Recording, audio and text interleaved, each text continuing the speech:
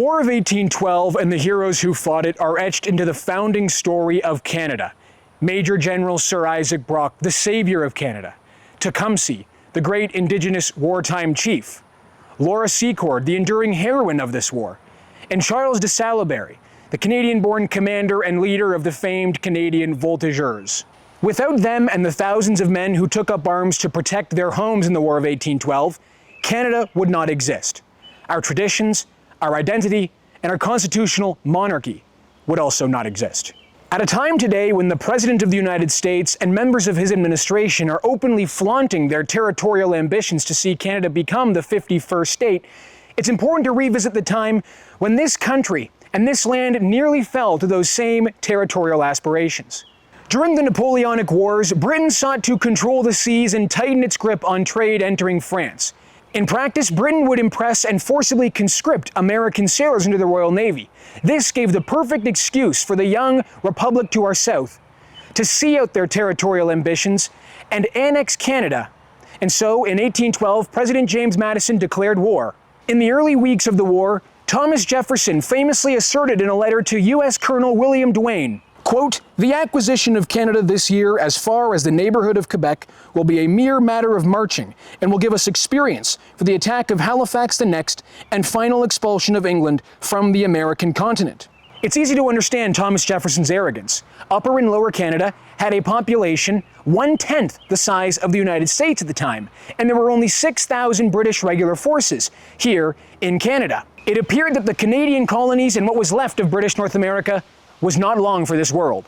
But ultimately, it was the settlers, British officers, militiamen, and Indigenous warriors who saw to it that this land and the people of this land would chart their own destiny, and through blood and sacrifice, they would lay the seeds for what would become Canada. So we're here with Ron Dale, local historian and a resident here in Niagara. First, I just want to ask you, take me through how the battle commenced in this place and what happened from where we're standing. Okay. Well, if we look over the Niagara River here, on the right-hand side is Lewiston, New York, and on the left-hand side was British North America, now Canada. So the Niagara River is the dividing line between the two countries. Now, on June 18th, 1812, the Americans declared war on Britain, and Canada would be the battleground. Now, Isaac Brock, who was the commander-in-chief of forces in Upper Canada, now Ontario, and also the president of the council, so he was both acting governor of Ontario, of Upper Canada, and also the chief military guy. He believed very strongly that the best defense was a good offense. And right off in July and August 1812, he caused the surrender of Detroit. So the Americans gave up the entire Michigan territory. Well, the Americans weren't idle, and they wanted to establish a toehold in Upper Canada for further invasion. It looked bleak for the British because the Americans outnumbered British North Americans by 12-1. They had a huge population on which to draw. The British were in a death struggle with Napoleon at the time on the continent of Europe and could afford very few troops for Upper Canada. So there were not that many regular soldiers in what's now Canada. There were a lot of American regular soldiers plus militia. So the Americans decided to invade and establish a toehold that they could use for the conquest of the rest of the province. And the decision was made to attack here at Queenston. So on the early morning of October 13th, 1812, the American army assembled in Lewiston, rode across the Niagara River, and with the British firing artillery at them. Brock, hearing the guns at Fort George, just downriver from here at the mouth of the Niagara River, raced to Queenston to deal with the menace, gathered together 2 companies of regulars, about 200 men, and about 200 militiamen, and opposed the American landing. The Americans, in the meantime, had gained possession of Queenston Heights, and particularly a heavy cannon battery halfway down to the village of Queenston. Brock realized that he had to capture that position right away, attacked up the escarpment, and was shot dead immediately. So that was the end of Isaac Brock. But he'd done a really good job, well, in Upper Canada before the war was declared, of training local militia and gathering militia volunteers, and most importantly, making alliances with Indigenous people. So when the Americans landed here, established a toehold on the heights, established positions inside the village of Queenston as well, Brock's second in command, General Schaeff, marched from Fort George with reinforcements, and two Indigenous leaders, John Norton and John Brant. John Brant was the son of the famous Joseph Brant, Right. who was only 18 at the time. John Norton was a mixed Scots-Cherokee, but it had been adopted into the Mohawk Nation. So they led about 80 warriors. They scaled the heights and came down and started sniping at the Americans. So the Americans could never really get organized because of this menace. That gave enough time for Schaeff to arrive with reinforcements. He marched them up towards the village of St. David's, up the escarpment, and then came at them from that direction.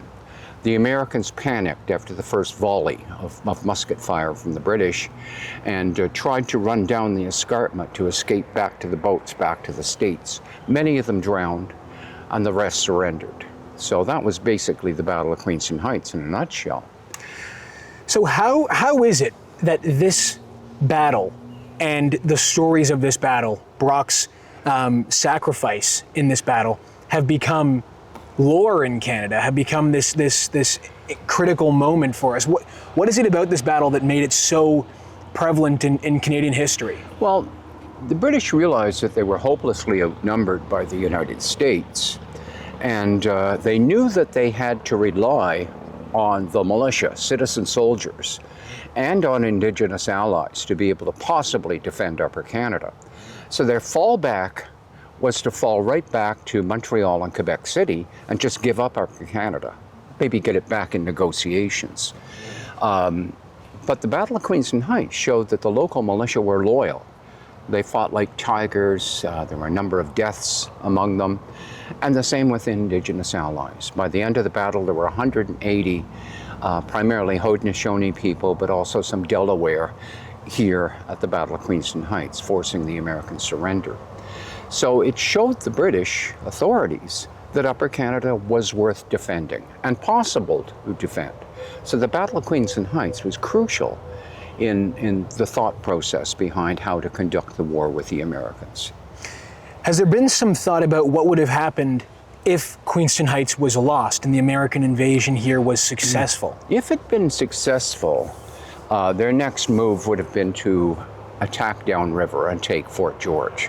That would require the Navy under Admiral or Commodore Chauncey, the American commander, to work together to attack and capture Fort George.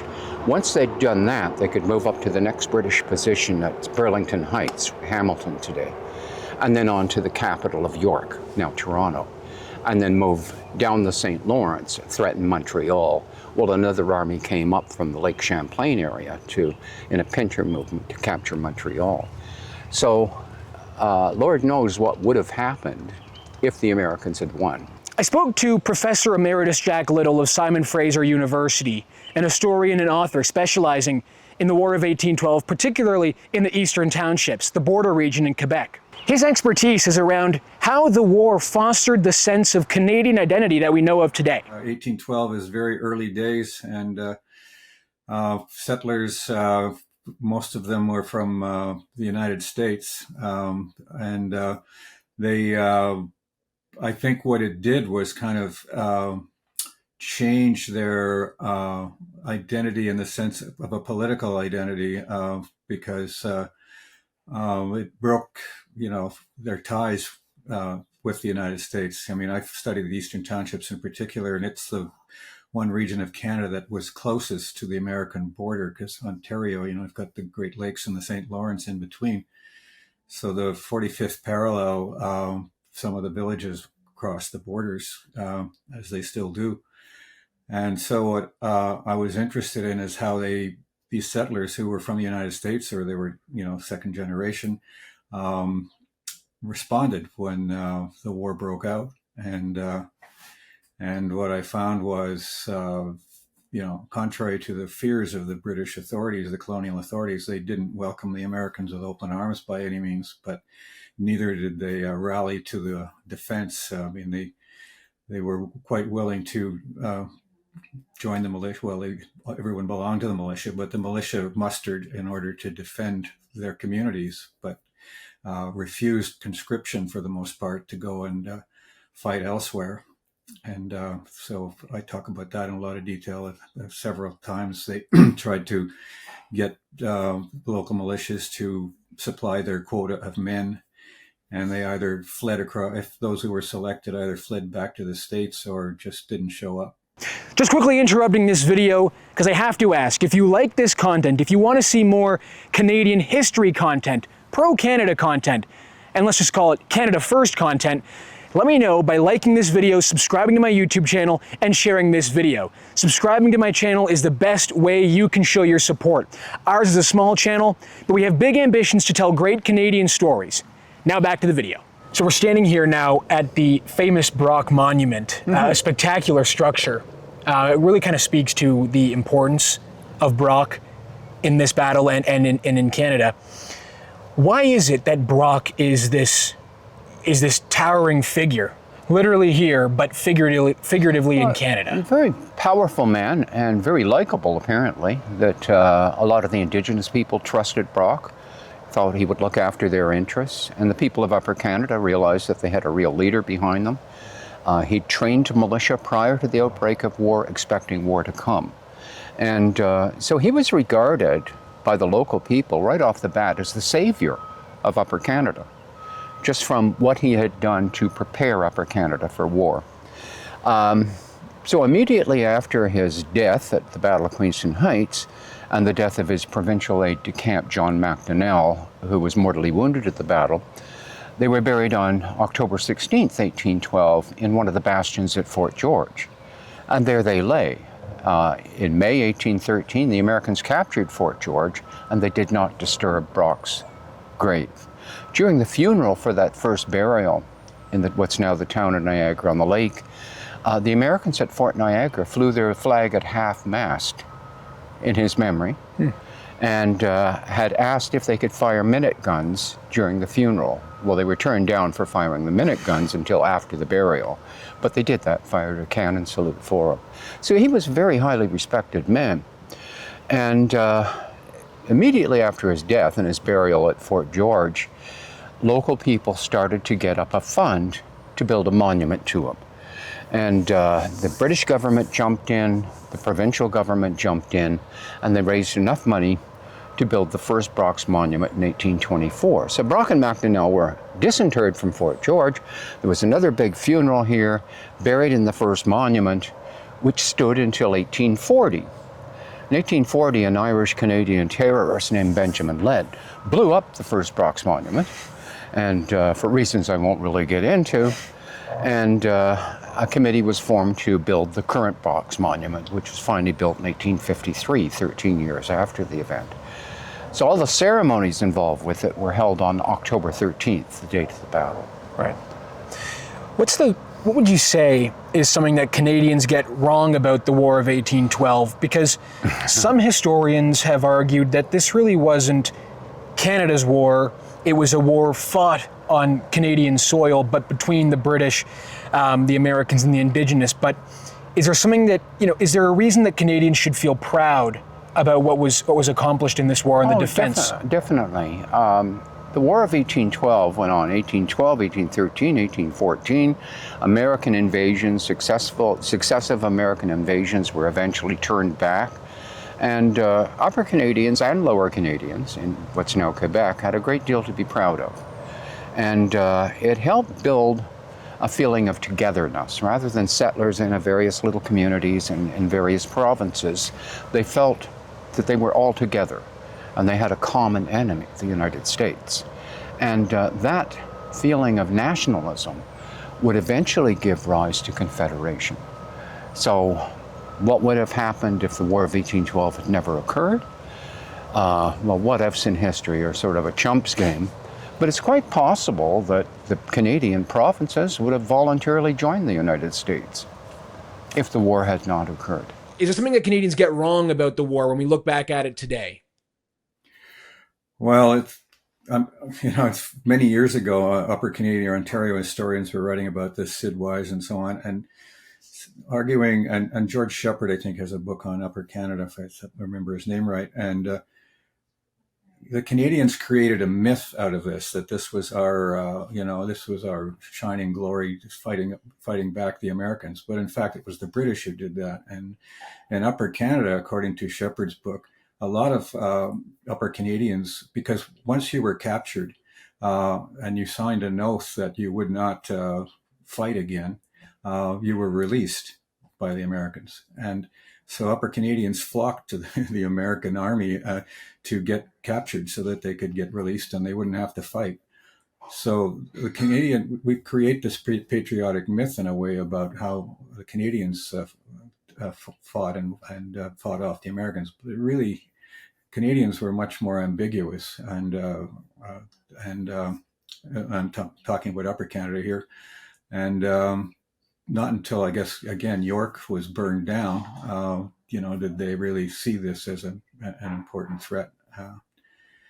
So it's what Wise and others have called the Loyalist Myth, and that myth was created after the War of 1812 was over. So it's not a recent thing.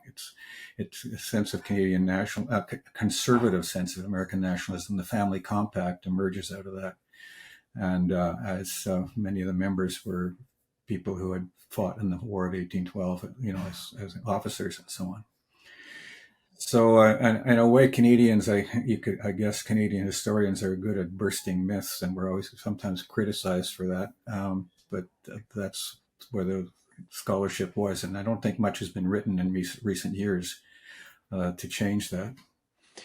So would you say that the War of 1812 is worth celebrating for Canadians today? Well, I think so. Not because of, we won these glorious battles, Brock and all that. Those were British soldiers who died. But the result of the War of 1812 is that, particularly when I'm using Eastern Townships as an example, ties with the states were broken. Canadians began to develop a separate identity, whatever that is. I say it's a more conservative identity. The Church of England became the dominant church in Eastern Townships, Protestant church, and Upper Canada, Wesleyan Methodist, also kind of conservative brand of Methodism. And so we end up having, a more conservative identity. I want to now just ask you more about this monument, and if you could, and perhaps it would be wise to show the camera elements that you pick out. I mean, there's a lot going on here. Yeah, there is. And so if you could you just explain what we're looking at besides the obvious? On the corners are what look like knights. They're actually a Greek symbol of victory. Right. They're captured enemy trophies of war. And so it shows that Brock was successful. There's a plaque here that was put up when the monument was built, commemorating the deaths.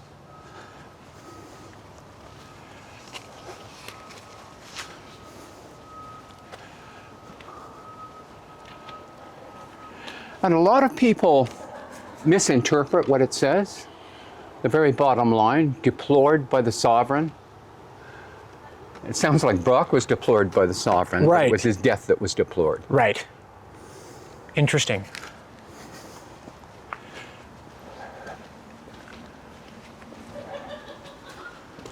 You see the British lions on the corner? Yep. Beautiful. And Brock himself mounted on the very top. Some say giving the finger to the U.S., but he's actually pointing to the border between Canada and the United States. It was successfully defended. The last question I have for you is the lesson that Canadians can take from the triumph here at Queenston Heights, the sacrifice of Brock, and the heroes that fought in the War of 1812. What should Canadians remember about this, and are there lessons we can take? I think that it's if we all pull together, we can win. That was the lesson that they took out at the time, and I think it still rings true. Absolutely. If you want to see more history content like this, stories that promote the story of Canada, that make us feel proud to be Canadians, let me know by liking this video, subscribing to my YouTube channel, and sharing this video with your network. Happy Canada Day, and thank you for watching.